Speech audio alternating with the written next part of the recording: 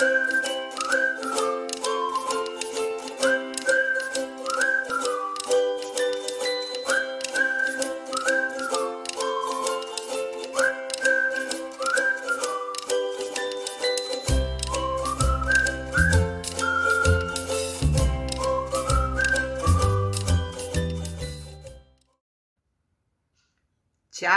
zdravo, to sam ja, Ana. Zdravo, drugari. U školi smo imali predmet Svet oko nas i to je za 2. razred osnovne škole. I onda nam je učiteljica pričala o tome šta sve utiče na kretanje tela i rekla da uradimo domaći zadatak. A pošto ja to nisam umela, ja sam onda pozvala Asiju sa kanala Asija i mama da nam ona uradi taj domaći zadatak. A domaći zadatak je bio uticaj sredine na kretanje tela. Pa da vidimo šta nam je Asija pripremila.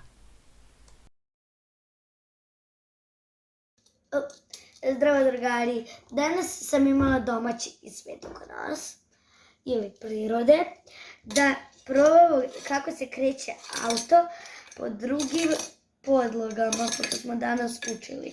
Oblik, podloga i sredina. Oblik je oblik.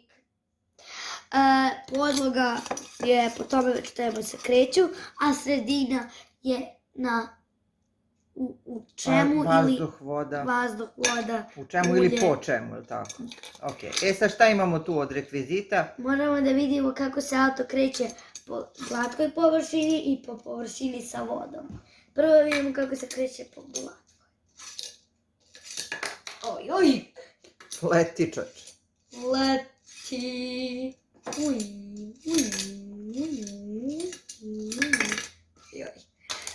Sada da vidimo eksperiment. Sada šta radite, gospođo? Stavljam vodu. Aha, sad više nećeš latati, hej. Aj. Zašto se to dešava?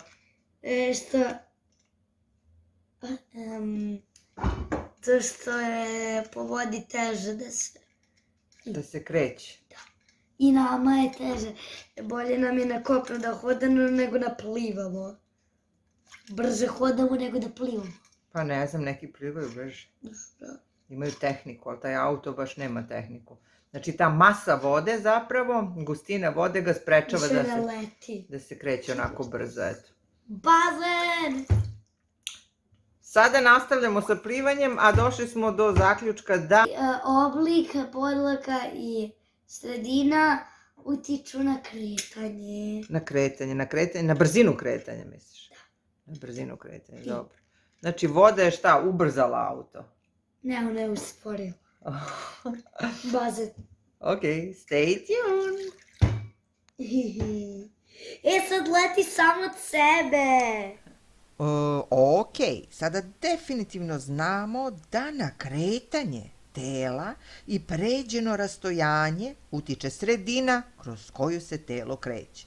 Takođe utiče i podloga po kojoj se telo kreće, ali i oblik tela utiče na kretanje samog tela. Nije to toliko teško. Vidimo se neki drugi put. Ćao!